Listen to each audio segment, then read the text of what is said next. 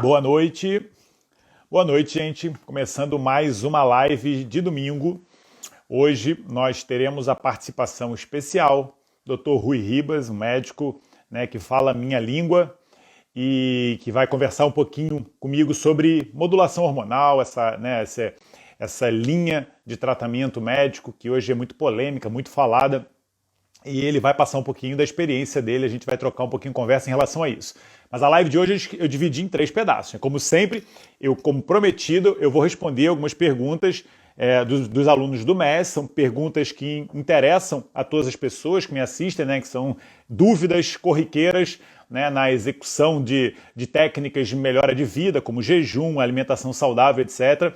No meio, vou fazer uma novidade aqui das lives. Eu vou falar sobre produtos industrializados, alimentos processados. Vou falar um pouquinho sobre composição desses alimentos, o que a gente realmente tem que ter atenção, o que a gente pode comer, que venha embalado, que não seja aqueles produtos de mercearia que eu falo. Isso aí não tem erro, vai lá na mercearia, os produtos todos só têm um nome, o nome do produto. É a beterraba, é a couve, é a selga. Quando você come um produto que vem dentro de um pacotinho cheio de coisa escrita, muitas vezes, aqueles símbolos, eu vou explicar um pouquinho o que são aqueles Ezinhos, etc. É um processo, a gente vai fazendo isso aos poucos, porque é um assunto muito complexo, muito extenso, mas eu vou todos os dias falando um pouquinho sobre algum produto, pego um produto aqui mesmo da minha despensa e a gente vai conversar sobre ele. Então eu vou começar com as perguntas, depois eu vou fazer essa parte dos alimentos processados e na terceira parte vem o Dr. Rui Ribas aqui conversar comigo. Tá bom, gente? Então vamos responder logo para dar tempo de fazer tudo.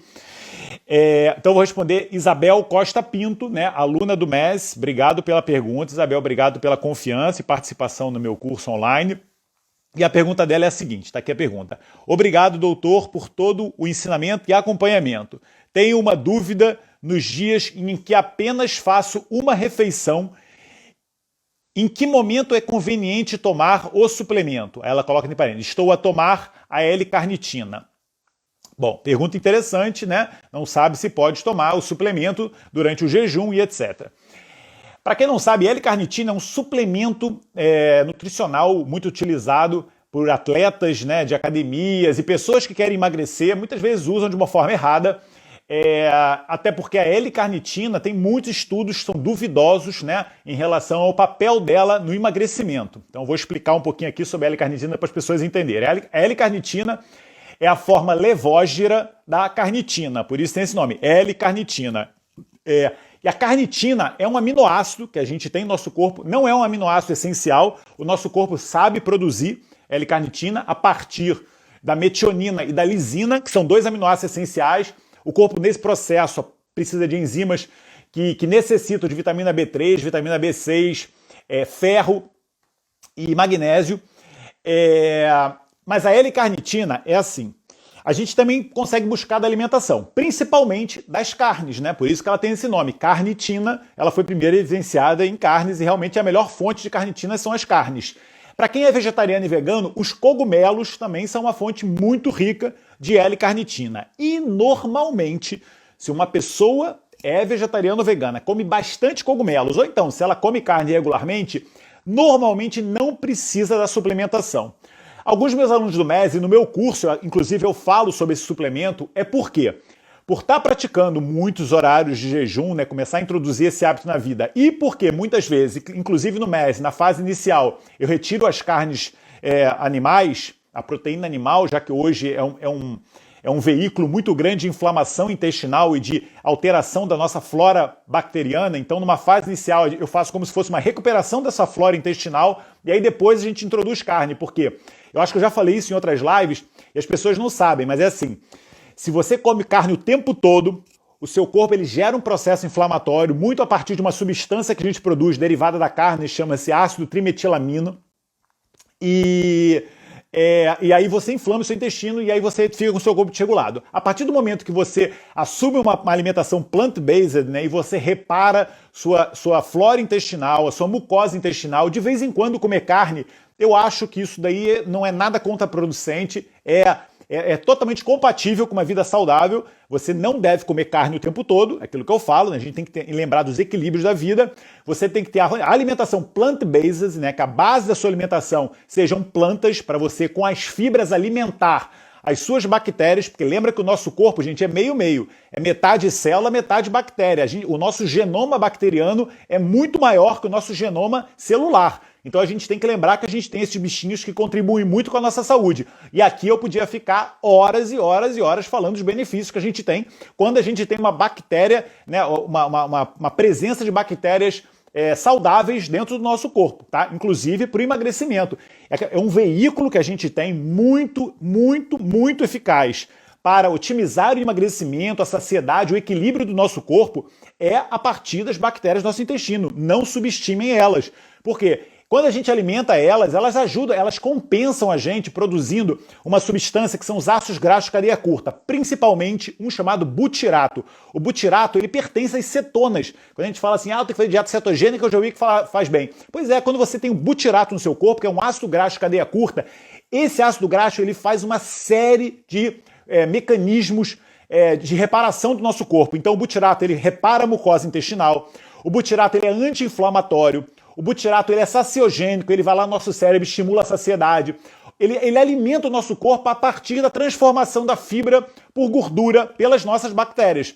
Então isso é muito importante, é muito interessante, acontece no nosso colo e a gente tem que favorecer isso. Por isso, se você for um comedor de carne, a carne não tem fibra, isso não acontece. Mas por que eu estava falando sobre isso? Voltar, senão eu disperso e aí fico falando sobre outras coisas.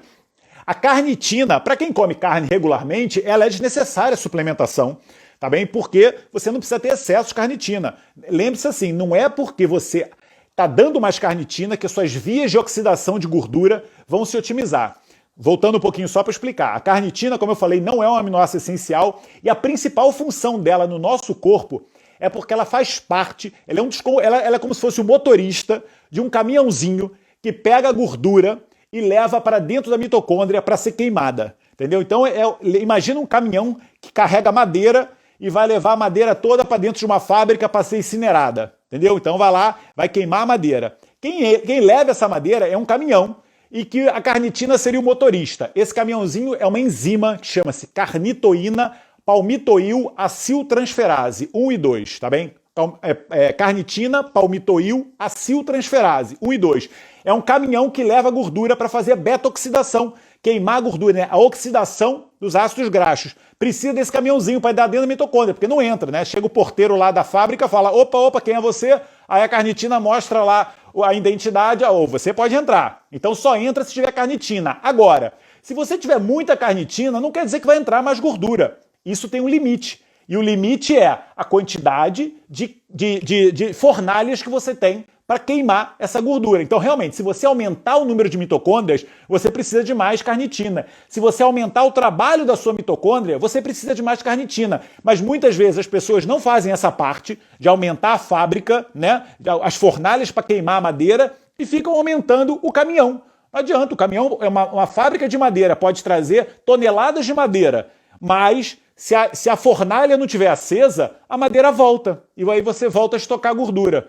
O caminhão ele só vai ser um transportador. Ele vai falar assim, olha, joguei na fábrica, mas eles não queimam lá, a fábrica está parada, vamos voltar. Ou seja, o que eu quero dizer com isso? Não adianta só ativar a lipólise, que é a quebra da gordura. Não adianta ativar o caminhãozinho que vai levar a gordura. Você tem que ativar a beta-oxidação, que é o processo lá de queima da gordura, entendeu? Então, dar carnitina a mais não vai resolver nada. Por isso que muitos trabalhos, eles mostram, eles suplementam carnitina para uma pessoa que come carne, e aí a pessoa fala, não emagreceu dando mais carnitina, óbvio. Agora, como a Isabel, se ela, por exemplo, está fazendo uma dieta mais vegetariana nessa fase inicial, por exemplo, do MES, e aí ela pode ter um pouquinho de deficiência da concentração desse aminoácido no corpo, né? Pode ser até que a conversão não esteja sendo feita de uma forma adequada, a suplementação pode ser benéfica.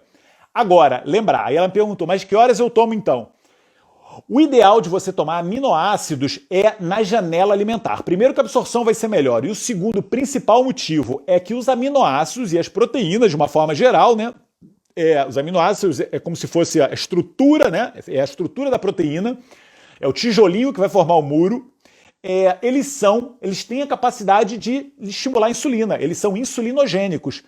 De todos os aminoácidos, os que são mais insulinogênicos são muito utilizados pelos atletas lá que querem crescer massa muscular, né? Porque a insulina ela tem esse papel de proliferação, então ela ajuda a crescimento de massa muscular. são os BCAAs, os aminoácidos de cadeia ramificada, que é a leucina, valina e isoleucina. Esses são os piores que você pode usar em jejum, porque esses são altamente insulinogênicos. Mas a carnitina, assim como a glutamina, também tem potencial de liberar insulina. Então, você não deve tomar eles no intervalo de jejum. Você vai tomar na alimentação. Nos dias que você comer carne, por exemplo, se você já não tiver numa dieta mais vegetariana, etc., ou que você comer cogumelos em grande quantidade, o cogumelo é uma dádiva, né, gente? É outro alimento que as pessoas não consomem mais por ignorância, porque não sabem os benefícios que tem. Eu estava lendo outro dia um artigo de um autor, eu até publiquei o livro hoje aqui dele, William Li.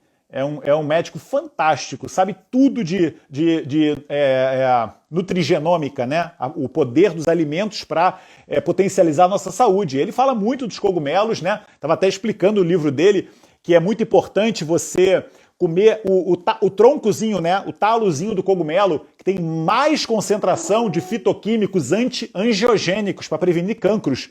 Então não é só comer só a capinha do cogumelo, você tem que comer o cogumelo inteiro. Ele estava falando isso nesse artigo e eu publiquei aí no meu Insta hoje, porque como eu li esse artigo dele, eu lembrava desse livro que eu já li há um tempo atrás, chama-se Eat to Beat Disease, né? Coma para combater doenças, e eu recomendo, é um livro excelente, William Li, é um médico fantástico sobre nutrição, e ele estava falando do cogumelo. Então lembrar, para quem come cogumelo regularmente, você teoricamente não precisa suplementar com carnitina, mas a Isabel, numa fase inicial do mês, etc., fazendo muito jejum, lembrar, né, que se você fizer muito jejum, pode ser que você não esteja, né, colocando a densidade nutricional proteica necessária, e aí você pode usar a mão de algum suplemento, né, de colágeno, de proteínas, etc., mas se a sua alimentação estiver equilibrada e saudável, né, do ponto de vista nutricional, na janela alimentar você está comendo saudável, você não precisa fazer essa suplementação.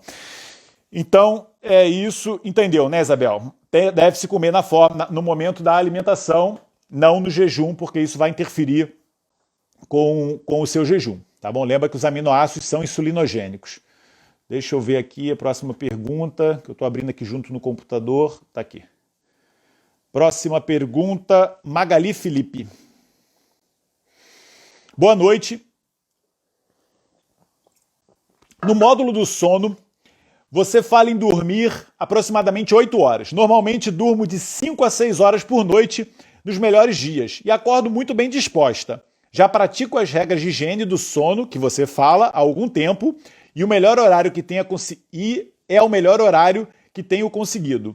Ela está dizendo que mais ou menos 5, 6 horas é o máximo que ela consegue dormir. Gostaria que me dissesse se há mais alguma coisa a fazer ou se também não devo me preocupar com essas horas de sono.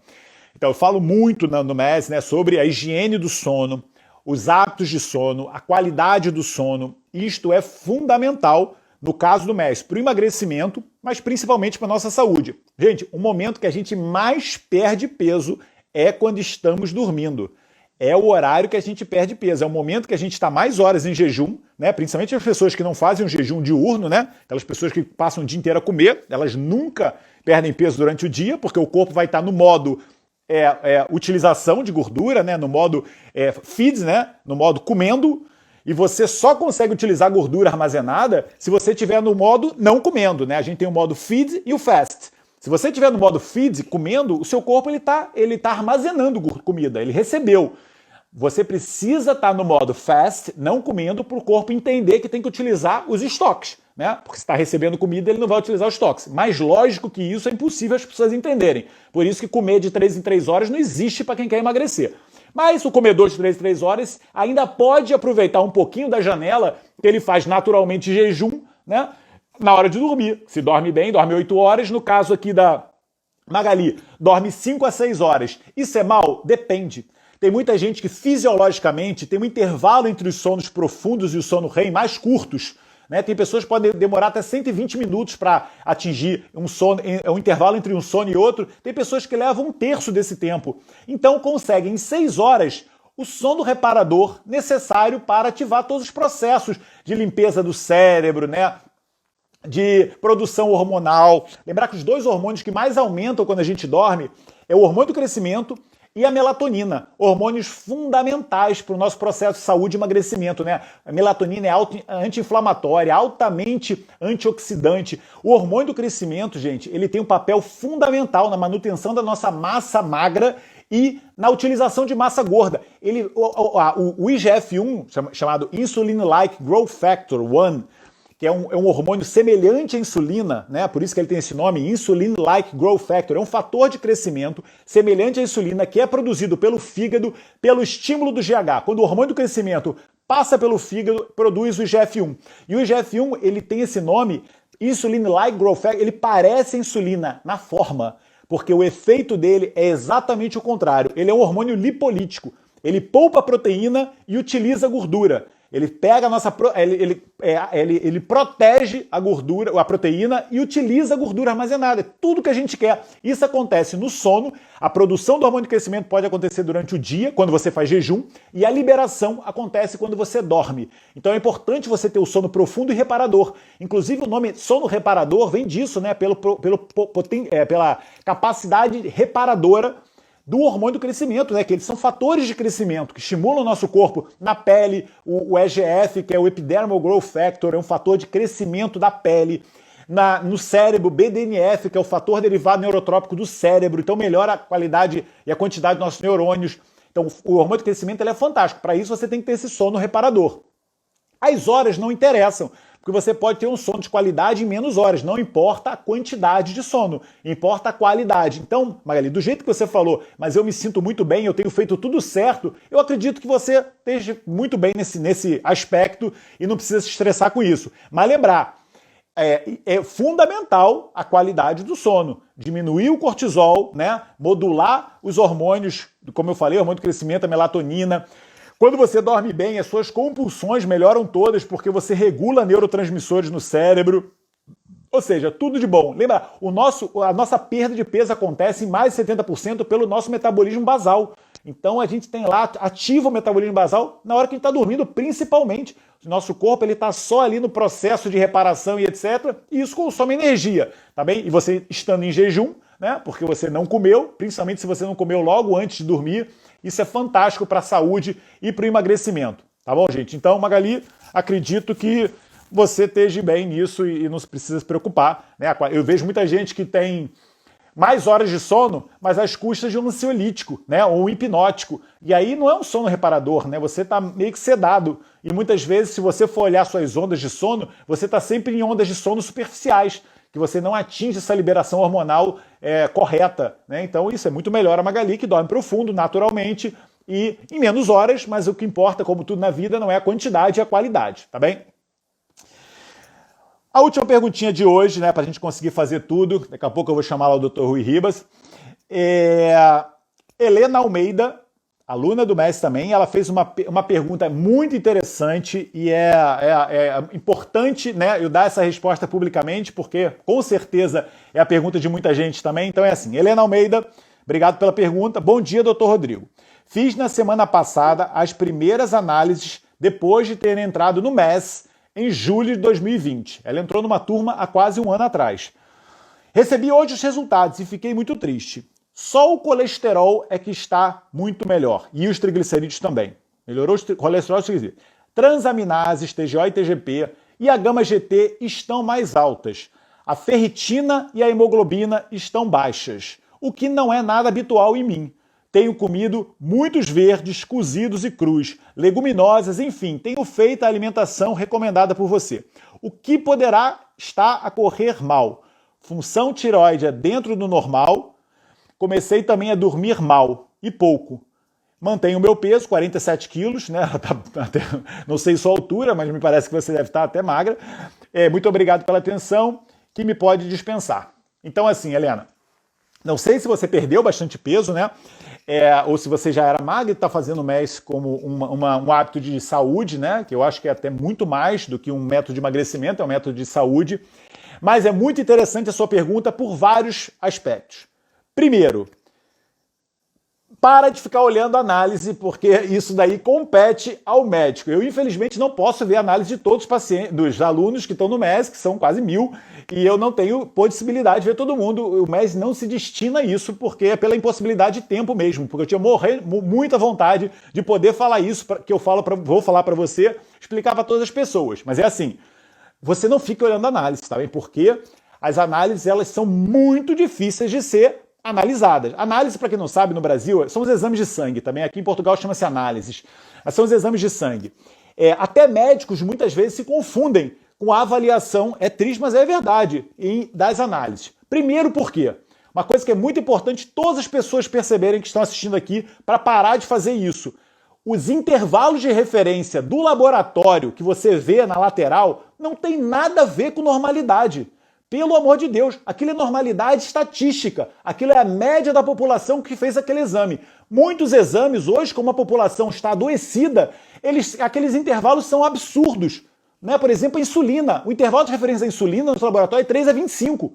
Então, mas a insulina em jejum. Então você imagina se uma pessoa chega com insulina em jejum de 24, chega aqui na minha análise, né? Chega aqui na minha consulta e eu, enquanto médico, falo assim, não, tá normal. Está dentro do intervalo de normalidade, mas o insulina em jejum de 24 é altíssimo, é um estado de resistência insulínica pré-diabetes já.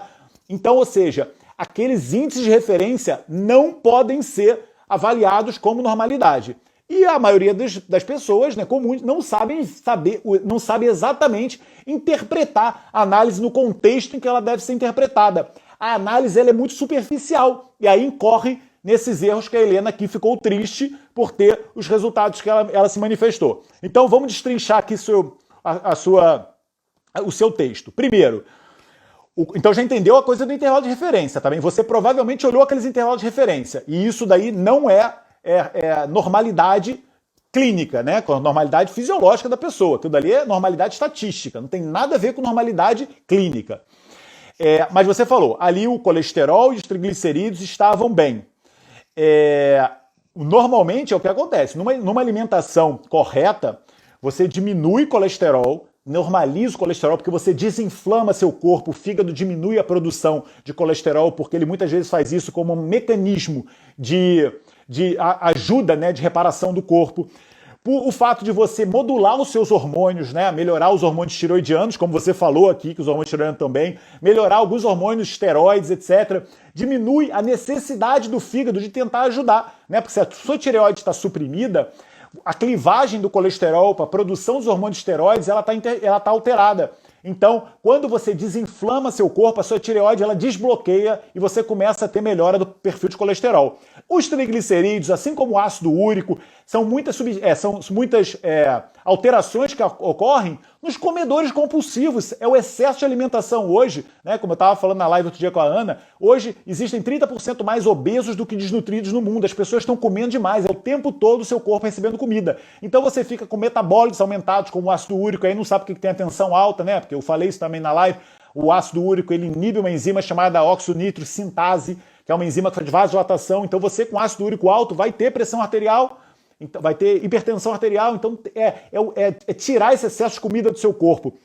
E os triglicerídeos, consequentemente, vão baixar, né? Triglicerídeo, lembra? Triacilglicerol é uma junção entre ácidos graxos e glicose, né? Que se ligam e ficam, é como o corpo compacta a gordura. Fica ou circulando no sangue ou dentro dos seus tecidos. Mas quanto menos você tiver os triglicerídeos, melhor. Inclusive, para as pessoas também assistindo e ficam com essa celeuma de colesterol, a melhor e talvez para mim a única dado laboratorial que você pode ver nas suas análises que vão mostrar o seu índice aterogênico é você dividir o triglicerídeo pelo HDL e ser menor que 2. Olha isso, porque aí você vai saber se você tem muitas frações de colesterol, daquelas lipoproteínas, né, que são oxidadas e podem causar aterosclerose. Porque o LDL alto não quer dizer nada. Aprenda isso. Existem várias frações de LDL, algumas protetoras e algumas aterogênicas. Então divide o triglicerídeo pelo HDL, que é muito mais benéfico. Se você tem o HDL alto, você tem uma lipoproteína protetora no seu sangue, tá bem?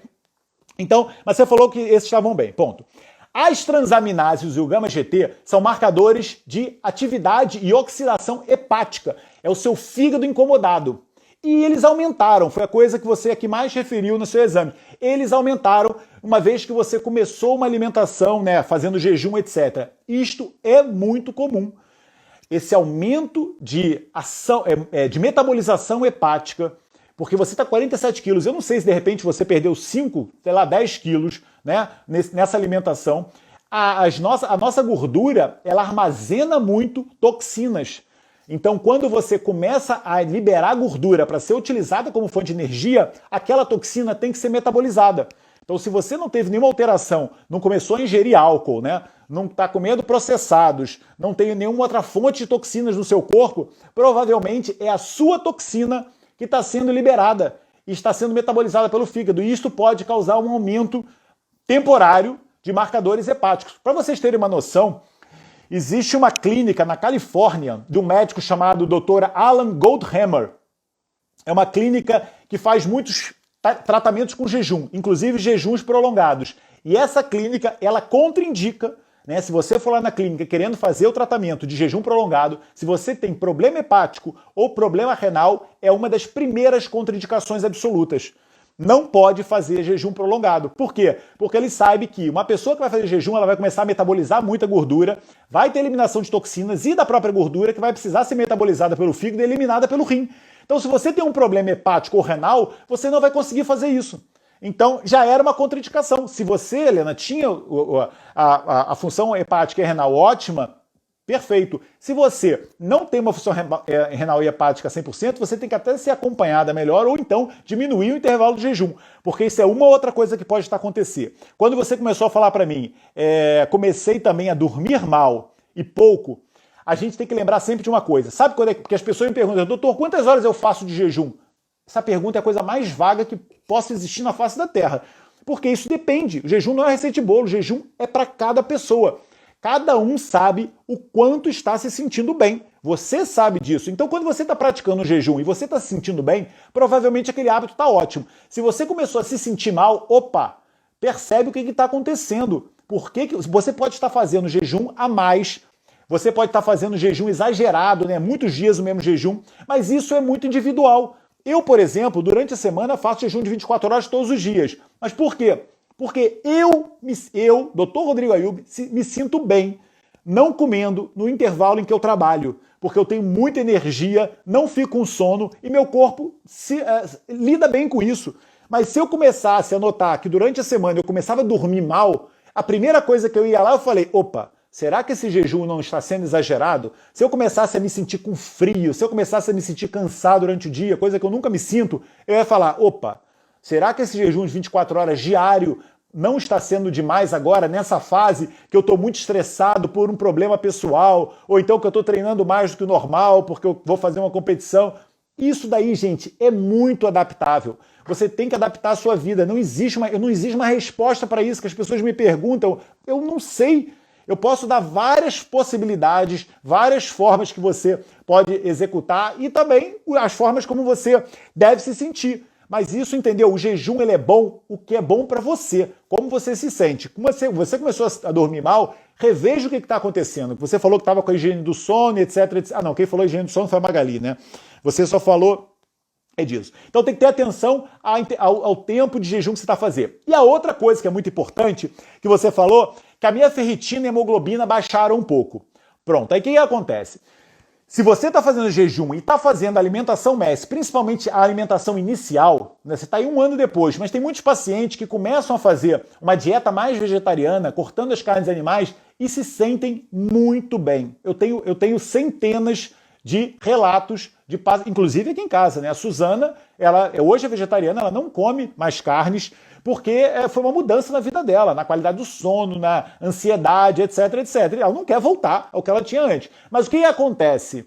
Eu aqui fico muito atento, né, em dar suplementos, em otimizar a alimentação dela, porque é muito comum, se tiver prática de jejum e uma pessoa que tirou a carne, pode ter um déficit nutricional. Ela começa a comer menos aporte nutricional e aí começa a baixar a ferritina, né? Não está comendo carne e está comendo pouca proteína, pouca fonte de ferro vegetal, você vai ter que fazer uma suplementação. Porque a mulher, né? Não sei aqui, Magali, se ainda está na fase, a Helena, se está na fase reprodutiva, menstruando, né, vai perder sangue, vai perder ferro e pode ter uma deficiência de ferro. Tendo deficiência de ferro, vai ter a baixa da hemoglobina. Lembrar, né, que a hemoglobina é feita a partir do ferro, né? O M vai ali se juntar naquela estrutura quaternária para formar a hemoglobina. Então, a ferritina baixou, consequentemente, vai diminuir a sua hemoglobina e isto não é o objetivo. Então, você vai ter que olhar a sua alimentação na janela alimentar, diminuir os intervalos de jejum, tá bem? Parar de ver análises, porque, pelo que me parece, as análises estão todas excelentes, você só tem que ajustar essas coisas e acompanhar o fígado.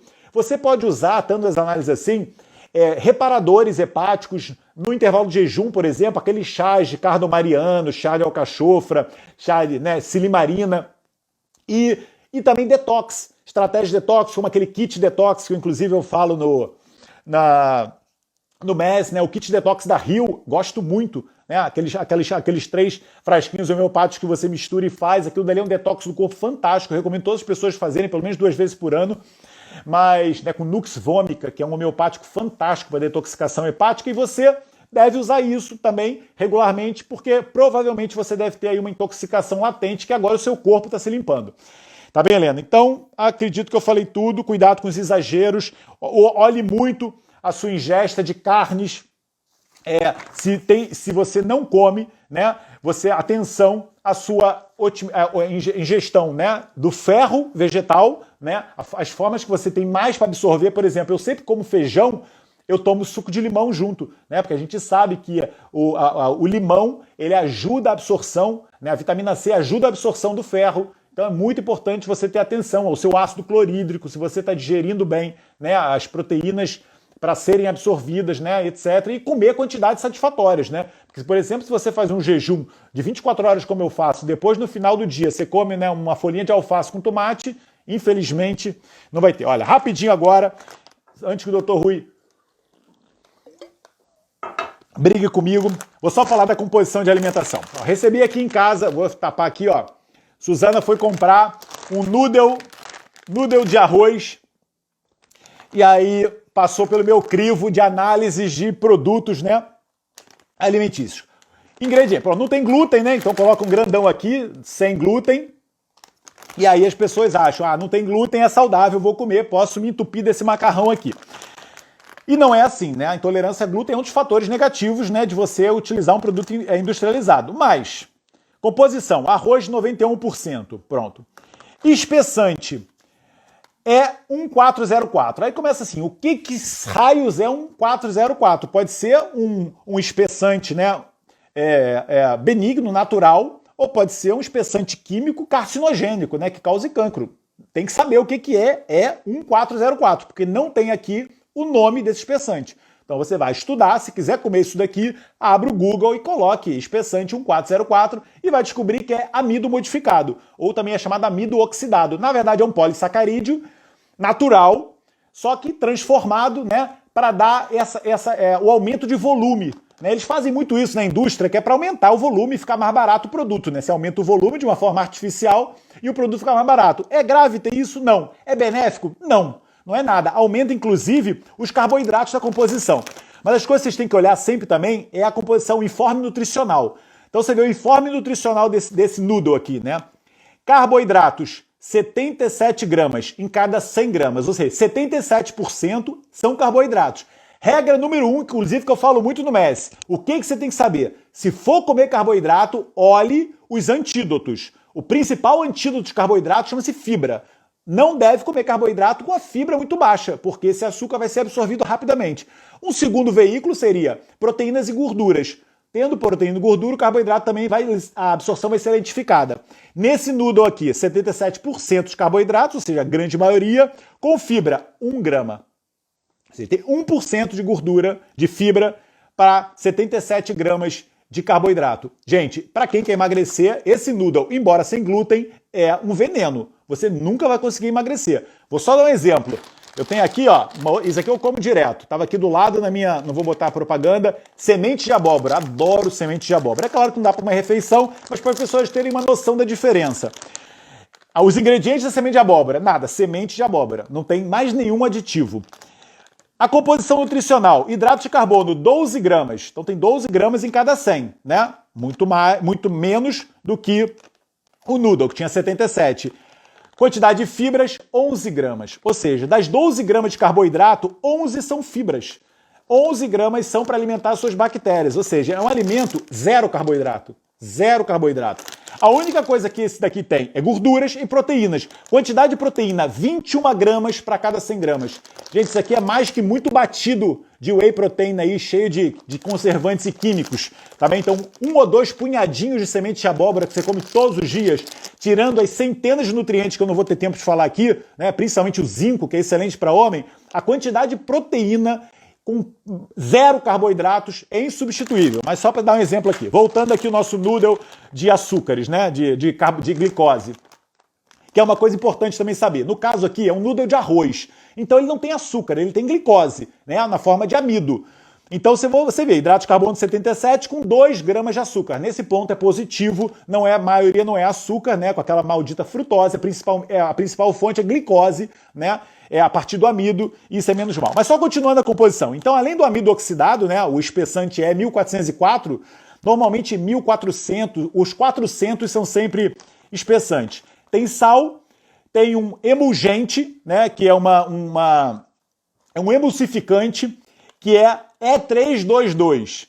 Para quem não sabe, o E322 é um emulsificante chamado lecitina de soja, muito utilizado na indústria, e que não é mal, também é natural. O problema da lecitina de soja são dois. Primeiro, muitas pessoas têm alergia à proteína de soja, então tem que ter cuidado com lecitina de soja. Quase todos os batidos whey protein têm lecitina de soja. E o segundo, a soja desses produtos é GMO. Então existem resíduos de glifosato, que é um antibiótico que destrói nossa flora bacteriana. Se você comer o tempo todo, tá bem? Comer de vez em quando não é mal, comer o tempo todo. Produtos com lecitina de soja não é positivo. Procure um outro emulsificante, tá bem?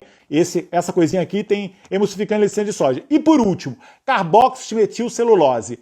É 466. Como eu falei, os 400 normalmente são esses espessantes e agentes de volume. E aqui volta um agente de volume, né, para dar mais volume no arroz e ficar mais barato o produto, carboximetilcelulose. É feito a partir da celulose, é natural, só que é uma molécula modificada, que tem um radical carboxi e um radical metil, faz com que esse produto seja, às vezes, intolerado por algumas pessoas que ficam com um pouquinho de distensão abdominal, um mal-estar intestinal, etc., né, por ter essa celulose modificada. O nosso corpo não tem a enzima que dissolve celulose, né? Que seria a celulase, né? Alguns animais têm, o ser humano não tem. Então acaba que só tem efeito fibra, mas nessa forma modificada, para algumas pessoas, embora não seja cancerígeno, embora não seja tóxico, é um agente que pode dar um pouquinho de reações. Não é 100% benigno, mas também não é 100% maligno. Ou seja, é uma composição cheia de coisa, né? Com esses espessantes, com essa concentração de açúcar, etc. É grave comer isso? Não. Vai ajudar no seu emagrecimento? De forma nenhuma. Açúcar, glicose sem fibra não existe, tá bem? Você tem que procurar sempre a fibra. Então, comer lá a sementezinha de abóbora em vez de comer esse noodle de arroz, tá bem? E só em dia de festa. A semente de abóbora é uso diário, tá bem? Isso aqui é dádiva da alimentação. Enquanto o noodle é em dias de festa. Bom, um dia eu falo mais calmo, mas eu quero conversar com o Dr. Rui, porque já passei aqui da hora que eu ia chamar ele para falar comigo. Desculpa, gente, se foi muito rápido, mas eu acho que deu para mais ou menos já ficar perceber, né? Olá, Dr. Rui! Olá, boa noite, tudo bem? Estamos aqui em direto com o Dr. Rui Ribas, meu colega de luta neste mundo, verdade, né? É verdade, Rodrigo, muito prazer estar aqui contigo. Obrigado, você. Eu sou um grande fã, já temos aprendido aí imenso contigo, tu fazes um trabalho excelente, não só no consultório, como também aqui nas redes sociais. Obrigado, Rui. E eu também, eu tenho seguido lá seus posts e gostado muito, aprendido muito também, porque você sabe, quantos anos você já faz essa área, Rui? 15. 15? Pois é, então. Eu já faço há mais anos, Rui, meu Deus do céu. Mas todos os dias a gente aprende, né? Eu aprendo verdade. Todos os dias, e como a gente faz isso com amor e coração, a gente está sempre estudando também e está sempre aprendendo e faz parte. Só assim que a gente consegue ter, né, os resultados que a gente imagina. Rui, diz lá uma coisa. Você se formou nos Estados Unidos, principalmente, sua formação básica é americana, não é, não? Não. Formei-me aqui em Santa Maria, em Lisboa. Só fui para os Estados Unidos mais tarde. Não, então, a formação médica, mas eu digo essa formação nessa área de modulação. Correto, eu tive a impressão que era nos Estados Unidos. E de medicina funcional integrativa, sim. Que, inclusive, eles são ali muito mais, né, agressivos, né, nesses tratamentos, etc. Eu tive uma parte da minha formação também americana, foi uma visão, assim, parte da minha visão médica, e eu senti lá a coisa muito, né, mercantilista e do consumo. O americano é muito assim, né? Eu sou mais da terra, vou ser sincero, eu sou mais da resgatar nossas origens, né? Fazer tudo que o ser humano... É tão simples a nossa mensagem, né? Verdade. É que é só resgatar as nossas raízes na alimentação, nos hábitos de vida. Rodrigo, é preciso termos em noção uma coisa, a mulher americana de 40 e tal anos não é igual à mulher portuguesa de 40 e tal anos. Geralmente estamos a falar de 20 e tal quilos de diferença de uma mulher para outra. Porque, como todos sabemos, o excesso de peso nos Estados Unidos é uma verdadeira pandemia, não é? Pois é, e aí você vê, né, como é que a alimentação é o pilar, né, fundamental disso, porque é o país com maiores estudos, né, com maior desenvolvimento tecnológico, com maior desenvolvimento de medicamentosos. Com melhores condições para o exercício físico. Eu posso dizer que 90% do que eu leio de artigos vem tudo de lá. Né? E eles estão... Aí você vê como é que o poder do consumo, né, ele é mais forte que qualquer coisa. Por isso que eu falo, eu acho que o meu trabalho diário é quebrar o paradigma das pessoas, é tirar da cabeça tudo que a gente ouve, é dar uma limpada, né? E aí deixar a pessoa naturalmente viver, porque aí ela vai buscar os instintos. E os instintos, né? A gente tem aquela coisa que a gente fala da fome, né?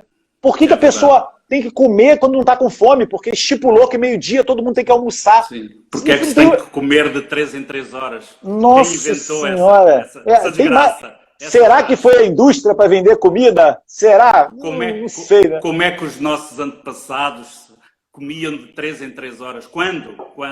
Qual é o mamífero que come de 3 em 3 horas? Temos que descobrir um. E como a gente prometeu falar um pouco sobre modulação hormonal, eu acho que muito dessa área que a gente faz modulação hormonal também tem muito a ver com esses conflitos de interesse, né? Porque a gente vai sempre buscar os hormônios naturais, tentar equilibrar os hormônios da forma mais natural possível. E quando eu falo modulação hormonal, os pacientes eu falo, gente, não é dar hormônio, muitas vezes é equilibrar o seu corpo, porque os seus hormônios naturalmente vão se equilibrar, vão se modular, por isso tem esse termo. Senão a gente chamava reposição hormonal. E nunca usar os químicos. Se a área que tem mitos é este da modulação hormonal. O mais difícil, a meu ver, muitas das vezes não é fazer a modulação hormonal, é quebrar com todo o paradigma da pessoa que nos procura, com toda a desinformação que existe, que as hormonas provocam o cancro, que as hormonas engordam, que as hormonas dão barba nas mulheres, etc. Coisas dos disparates todos que a gente ouve todos os dias.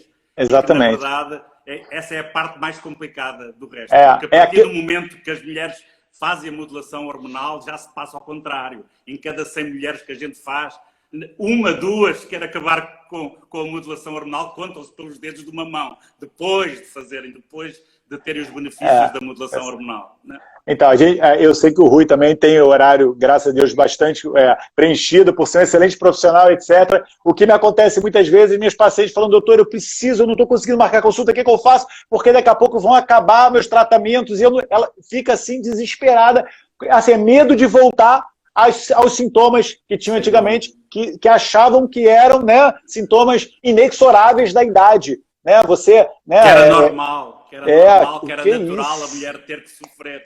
Era natural a mulher ter, nos dias de hoje, no século XXI, que as mulheres estão tanto tempo na menopausa como estavam na idade adulta. Uma mulher que faça a menopausa aos 50 anos, hoje em dia com a esperança de vida de 80 anos, 85 anos, com 35 anos pós-menopausa, que é o mesmo tempo que têm de idade adulta.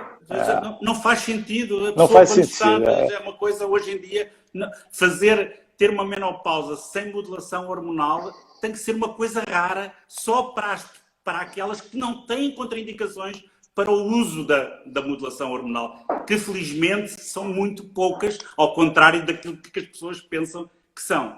Não? Alguém perguntou, caros colegas, vocês também fazem modulação hormonal em homens? Com certeza, claro. Com certeza. As mulheres, única e exclusivamente, normalmente têm o relógio mais marcado, né? A menopausa ela é mais marcada para a mulher que na andropausa. Mas porque as mulheres têm um marco que é deixar de menstruar. Os homens não têm esse Exatamente. marco. E então atribuem muito destes problemas à idade, ao fator da velhice, disto, Exatamente. daquilo. E a mulher é mais preocupada com a sua saúde, por isso nós fazemos mais nas mulheres do que nos homens, certeza contigo também se passa. Mas olha que o aumento de homens é uma coisa exponencial, porque um faz e fala com um amigo, etc., e é uma coisa exponencial. E é uma coisa também, Rodrigo, são as próprias mulheres que acabam por trazer os maridos, também se passa. Exatamente. Isso é um problema grave. Você equilibrar uma pessoa do casal e a outra pessoa não está equilibrada. A pessoa aumenta a libido, aumenta a energia. Então, aquela pessoa que começa a querer viajar, né, viver a vida, né, ela começa a voltar a ter tesão pela vida. E aí, por exemplo, o marido, que está lá com os hormônios no pé, tá um ranzinza chato, né, aquele homem que só quer ficar sentado no sofá vendo a bola. Pô, aí o casal realmente entra em crise. Ou os dois ficam lá embaixo, sentados no sofá, ou você acaba equilibrando os dois. E é o que você falou, é a longevidade saudável. Né? Pelo amor de Deus, a pessoa, você tem que viver até, se pudesse, sei lá, 100 anos, mas tem que ser saudável. Até o último dia da sua vida, você está lá com energia, com bem-estar. E por isso, a capacidade cognitiva é fundamental. Né? O cérebro ele vai reagir totalmente. E todos os hormônios que a gente otimiza, eles têm um efeito cerebral muito potente, né? No bem-estar, na capacidade cognitiva, na qualidade do sono e etc. Por isso que isso é mágico, isso é fantástico. Os médicos que começam a trabalhar com essa perspectiva, né, eles têm uma satisfação imensa, porque eles têm a certeza absoluta da missão cumprida, né, da gente conseguir transformar a vida de uma pessoa. Eu fico até arrepiado em falar sobre isso, porque isso são testemunhos diários que você com certeza deve ter também, né?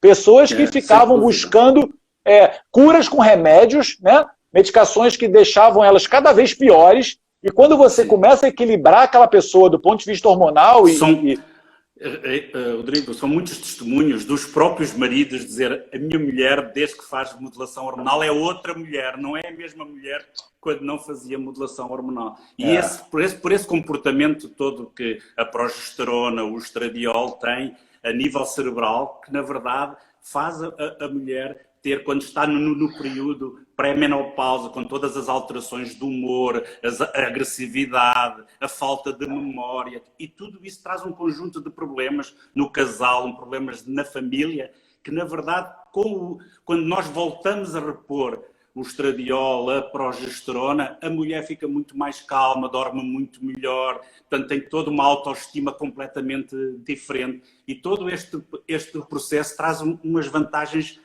fabulosas em termos daquilo que é a qualidade de vida do casal, não é só da mulher, é do casal em si.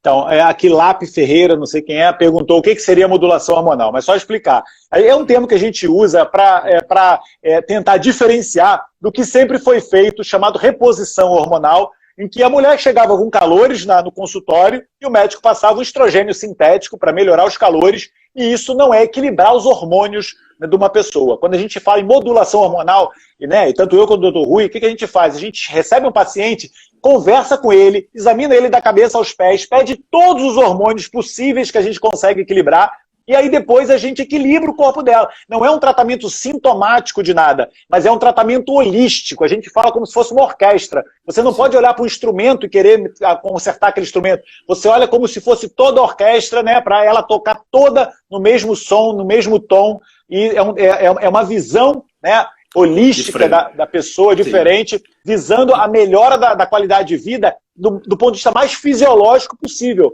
Se você tentar isso a partir de um hormônio sintético, um hormônio de outro animal, né, como era usado as urinas de água prenha, né, os premarins da vida, que foram hormônios que foram retirados porque eram bombas, né, proliferativas na mulher, que melhoravam os calores e geravam cancro, mas isso daí não tem nada a ver com o que a gente faz.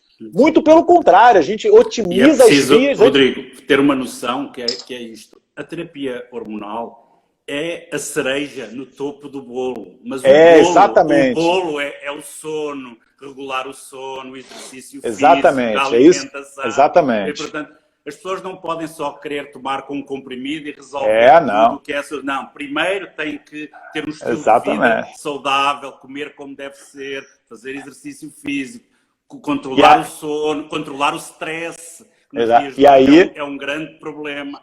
E temos que trazer aqui a conversa, nossa queridíssima doutora Ivone Mercuri, né, nossa rainha da modulação hormonal aqui em Portugal, porque ela, inclusive, na primeira consulta, dá alta para muitas pacientes. Né? Vem uma mulher querendo modular o hormônio, mas fala, eu bebo álcool, eu fumo 2 maços de cigarro, eu tomo 10 cafés por dia, eu sou estressada, sou sedentária. Você quer modular o quê? Não dá. Você coloca o hormônio do corpo de uma mulher assim e os hormônios se transformam. Né? A gente quer dar uma coisa, por isso que a modulação hormonal é impreterível você ter mudanças de estilo de vida. Mas isso é uma coisa que você, no momento que você consegue entender a mensagem, você se transforma. É para o resto da vida. Você nem acredita em quem você era. Porque você... Diz. Então, só aqui um ponto importante, Rodrigo, eu vi aqui passar algumas pessoas que dizem, mas eu nunca tive afrontamentos ou isso. Atenção... O não ter afrontamentos não quer dizer que eu não precise de tratamento de modulação hormonal. Porque o não ter afrontamentos, sintomas vasomotores, suores noturnos, não quer dizer que eu não vá ter... A menopausa não é uma doença, mas a menopausa é um fator de risco para muitas doenças. É um fator de risco cardiovascular. As mulheres antes da menopausa, por cada mulher que tem um infarto, há 7 homens que têm um infarto. Quando a mulher passa a menopausa, é o contrário. Para cada 3. Cada 3. Mais que duplicou o risco de problemas cardiovasculares.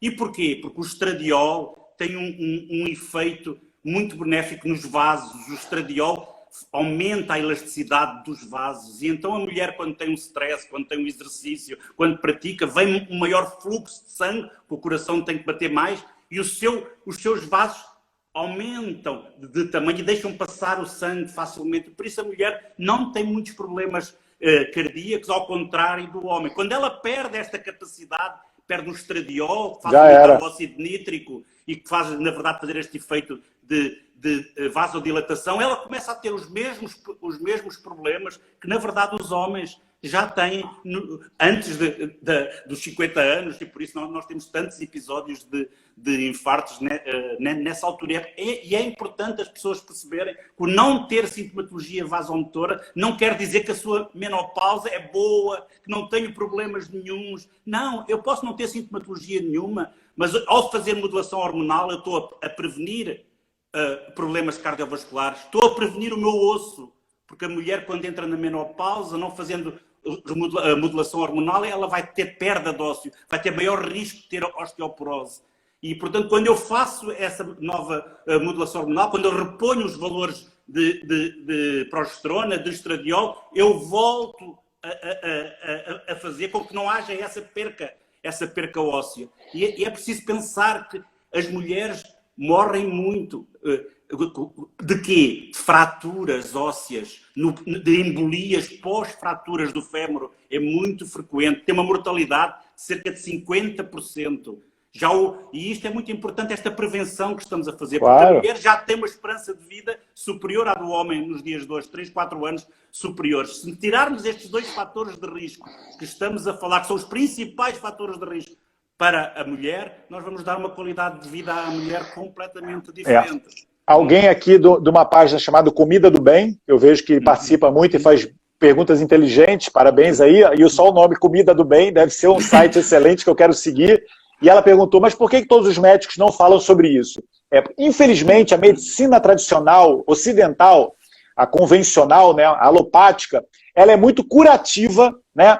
E ela é muito medicamentosa, né? Então tá ali para tratar doenças. A medicina, nesse ponto, ela é fantástica, né? Você vai no hospital, você tem uma fratura, você tem uma infecção, etc. O que eu e o Dr. Rui estamos falando aqui é uma parte da medicina que ela é muito preventiva e ela é muito fisiológica.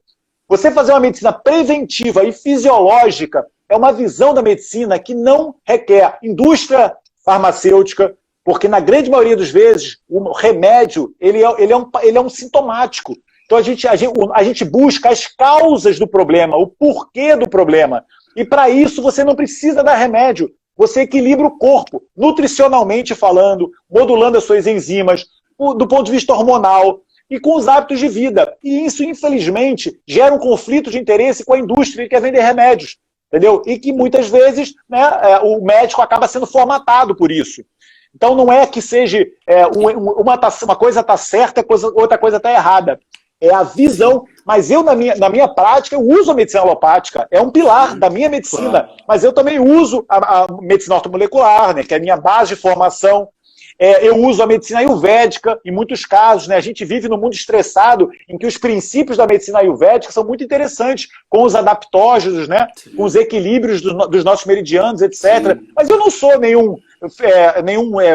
aquele hippie, né? Que tenho aqui um Buda no meu... Porque as pessoas têm logo uma visão estereotipada. Doutor Rodrigo fala de ayurvédica.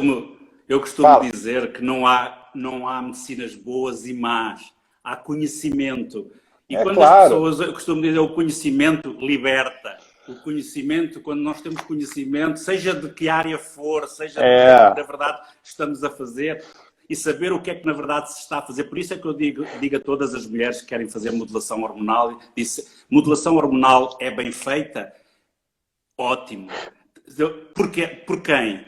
Por pessoas que tenham experiência em fazer.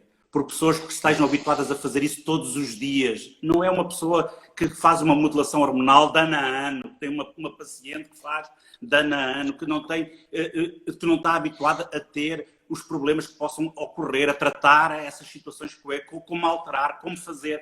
E toda essa experiência é muito importante nisto, porque a modulação hormonal bem feita é uma maravilha para a mulher. Mal feita, mal controlada, estamos a falar de risco. E, portanto, não aconselho ninguém a fazer. Para fazer modulação hormonal tem que ser bem feita, com quem sabe com certeza. Fazer na dose certa, no tempo certo, tudo o que é importante para fazer com um controle hormonal certo, não é para passar a fazer hormonas, deixar de aparecer, estar 6 meses sem aparecer, 9 meses sem aparecer. Eu não posso pactuar com esse tipo de modulação hormonal, porque a pessoa aí, nós temos que ponderar sempre benefício versus risco. Este é o segredo. Esse tipo de tratamento, eles são altamente resolutivos e funcionam, né? As pessoas notam a melhor qualidade de vida, porque realmente o hormônio é um sinalizador, né? É um bioquímico, ele é como se fosse uma faca. Você pode usar ele para o bem, você pode usar ele para o mal. Você pega uma faca e você usa para matar uma pessoa, você pode usar a faca para salvar a vida de uma pessoa numa cirurgia, né? O bisturi. E a faca é a mesma, mas você usa para o bem ou para o mal. O hormônio é a mesma coisa. Um hormônio mal utilizado, ele pode ser muito prejudicial para uma pessoa, né? Principalmente, por exemplo, a gente usa muito nessa medicina os hormônios esteroides. Os hormônios feitos a partir do colesterol, que é uma cascata hormonal que forma o cortisol, a progesterona, o estradiol. E quando você joga o hormônio esteroide na cascata hormonal, ele se transforma em outros. Né? Tem ali as enzimas atuando, e se você tem uma enzima... se for por via oral, especialmente se for por via oral, aí já vai ser metabolizado desde cara no fígado, e aí a coisa já é mais complicada ainda. Eu estava falando meio músculo transdérmico, né? Você usa errado o hormônio transdérmico, né? Você, por exemplo, aquele homem gordinho, né? Ouvi falar que testosterona aumenta a massa muscular e diminui massa magra. Aí você dá no gordinho a testosterona e você está dando estradiol para ele, né? Porque ele tem na barriga uma fábrica de produção de estrogênio que é a aromatase. Então não é assim que você trata um barrigudo com testosterona. Você só vai piorar o problema dele de próstata e de obesidade. Você tem que modular as enzimas. E aí é por isso que, né, eu até uso, no meu caso, eu uso muito nome medicina ortomolecular. Foi quando eu me formei, graças ao meu pai, na década de 80, né? E eu sempre tive essa visão bioquímica das coisas. E quando a gente joga os hormônios junto com a bioquímica, aí você faz, né, o bolo completo. Porque são as enzimas que vão utilizar. É muito importante, por exemplo, nas mulheres, e aí eu lembro da doutora Ivone, que alguém aqui elogiou, falou, a doutora Ivone, graças a ela eu tive um filho. A Ivone não existe, né? Eu sou fã incondicional dela. E ela fala muito sobre isso, né? Quando você dá um hormônio, você tem que estar sempre de olho nas vias de metabolização, né? Como esse hormônio vai ser metabolizado, porque ele pode ser bem metabolizado, pode ser mal metabolizado, e aí o estrago está feito. E isso faz uma diferença absurda. Muito grande. Né? Muito grande. A gente vê pelas análises... Né, daí a necessidade do controle, daí a necessidade o controle. Do controle, não, exatamente. Que é fundamental. Muita gente não percebe o porquê de ter consultas regulares no primeiro ano, no mínimo de 3 em 3 meses, para, na verdade, controlar realmente, porque a própria mulher, quando está nesse período da menopausa, a sua produção também vai diminuindo. E o que era certo em janeiro pode já não ser certo, a quantidade certa, em maio. Quando fazemos com hormonas bioidênticas, esta é a grande vantagem, é fazer um tratamento personalizado, um tratamento de acordo com a mulher que temos à nossa frente, e não um medicamento em que a dose é igual para toda a gente, quer a mulher que tenha 100 quilos, 80, 50, tenha 1,80 m ou 1,20 m. É a mesma coisa. Com a hormona bioidêntica, nós vamos dar a quantidade certa que aquela pessoa precisa. Isso é engraçado também da medicina alopática, né? Os remédios, é como se as pessoas fossem todas iguais. É impressionante isso, é tudo diferente. Meu Deus, eu vejo, entra, né, um comprimido numa pessoa que tem um fígado diferente, tem o que você falou, um peso diferente, uma idade diferente, uma genética diferente. O resultado é totalmente diferente, né? Porque nós somos diferentes. Então, realmente, a coisa personalizada é uma das coisas que é uma mais-valia muito grande na medicina. Infelizmente, hoje na medicina, né, assim como na alimentação, as pessoas não têm tempo para nada. Então, na alimentação, vai para o fast food, né? Não tenho tempo de comer, vou comer uma lasanha de micro-ondas ou então o hambúrguer lá da lanchonete.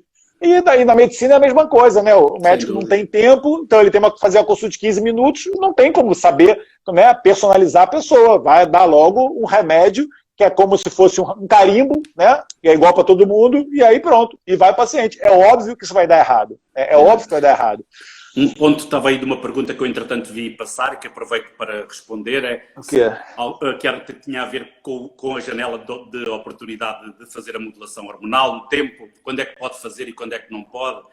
Os estudos são ligeiramente conflituantes nisto. Há estudos a dizer 8 anos, há estudos a dizer 10 anos, há estudos franceses a dizer 16 anos após a menopausa ainda pode começar. Eu, geralmente, começo no máximo até aos 10 anos. Portanto, no máximo utilizo 10 anos pós-menopausa, para as pessoas que nos estão a perceber. Posso começar a fazer modulação hormonal até que altura? Até 10 anos depois do período da menopausa. Para as pessoas saberem o que é menopausa, que há gente que pensa que menopausa é um período. Menopausa não é um período. Menopausa é uma data. É a data da última menstruação da mulher. É uma data. Vamos imaginar que uma mulher hoje foi a última vez que menstruou. Daqui a um ano, nós dizemos, retrospectivamente, dizemos que aquela mulher teve a menopausa no dia 22 de maio de 2021. Portanto, foi a última data que ela menstruou. E a partir daqui, no máximo 10 anos depois, nós podemos ainda utilizar. Também estava aqui uma pergunta a dizer até quando é que se pode utilizar. Eu não sei o que tu fazes, Rodrigo, relativamente a isso. Eu costumo dizer até à missa do 7º dia. É o que eu costumo responder quando me perguntam. Portanto, porque, na verdade, até que os benefícios compensem os riscos, é o benefício de usar. Porque também a mulher não quer parar de usar. A mulher não quer ter a mesma pele que tinha antes, o cabelo, as unhas, tudo o que tem de benéfico relativamente a isto. Quando eu começo a fazer tratamento, eu dou um conselho aos meus pacientes e falo assim, olha, eu vou te dar um conselho. Você agora começa a fazer amizade com pessoas mais jovens, pelo menos 20 anos, porque senão você vai ficar sem amigos. É melhor você... É o conselho que eu dou, faz parte da prescrição. Agora você fazia. E porque também as pessoas começam a ter mais vontade de fazer as coisas, mais prazer pela vida, e às vezes, né, no grupo etário, as pessoas já estão todas, né, naquela fase. É aquela coisa que quando as suas recordações estão maiores que as suas aspirações. Né? É como se você estivesse esperando a morte. E quando você vê aquela pessoa de 70 anos que está cheia de planos, eu adoro quando eu vejo paciente que está falando assim, doutor, eu estou louco para passar essa pandemia que eu quero viajar para o Irão. Aí a pessoa tem 70 anos, está querendo ainda conhecer novos horizontes. Isso é fantástico, né? Eu fico... Claro. Ou então, quando está com muita preocupação estética, de vaidade, eu tenho pacientes que estão com namorados... Para as pessoas não pensarem, para as pessoas não pensarem que é só das mulheres, é importantíssimo para os homens, eu costumo dizer, quando eles, mas quando é que eu vou iniciar, o que é que tenho que fazer, que é tão importante para a mulher como é importante para os homens, que é a massa muscular que nós temos. Se nós queremos ter uma longevidade saudável, nós temos que ter massa muscular. E para ter massa muscular, eu preciso de comer proteína, eu preciso de fazer exercício físico. Sem estas duas coisas, eu não vou ter massa muscular. E sem massa muscular, o que é que eu não vou ter? Eu não vou ter força. Como é que alguém pode ser saudável se não aguentar transportar o corpo que as pessoas têm?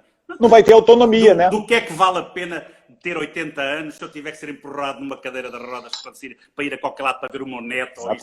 Exatamente. O que é que vale a pena ter 80 anos?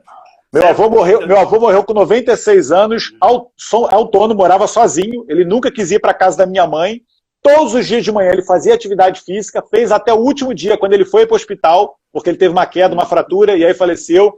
Fez sempre atividade física, tinha hábitos de vida muito saudáveis, ele fazia vitamina, etc, etc. E é aquilo que você falou, né?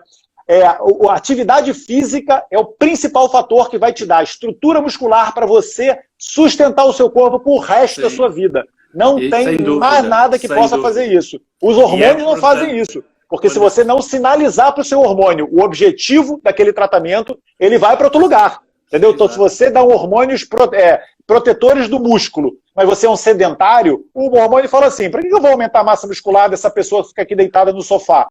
Não vou, eu vou me transformar em outra coisa. Mas quando você sinaliza para aquele corpo, eu preciso desenvolver músculo, porque a pessoa treina, aí você tem uma autonomia para o resto da sua vida. Você não vai precisar de andador, não vai precisar de cadeira de roda, você não vai precisar de ninguém para te ajudar a ir no banheiro. Até o último dia da sua vida é você que faz tudo sozinho. E isso não tem preço, qualidade, né? De vida. Exatamente. Qualidade de vida. Mas você tem que ter a mudança dos hábitos de vida, né?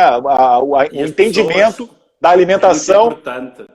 Que é os pilares que a gente fala, né? Têm ideias pré-concebidas devido a tudo o que ouvem nesta televisão e tudo o que ouve muita gente, que é o que é o melhor predictor de longevidade. O melhor predictor de longevidade, os estudos dizem, não é ter o colesterol baixo, não é não ser hipertenso, não é não ter anemia, não é nada disso. É ter massa muscular, é ter um maior volume de massa muscular. Todos os estudos mostram que pessoas com mais massa muscular todos os povos chamados das Blue Zones, povos centenários, são povos que têm como hábito o exercício físico. E quando falamos em exercício físico, não é obrigatório ir a um ginásio, fazer isto e fazer aquilo. É um exercício, mexerem-se, as pessoas mexerem-se no dia-a-dia, terem atividade física. O ginásio é uma necessidade hoje do mundo sedentário que a gente vive, né? Porque o pessoal da Blue Zone, se você olhar para Okinawa, eles estão lá na terra, né?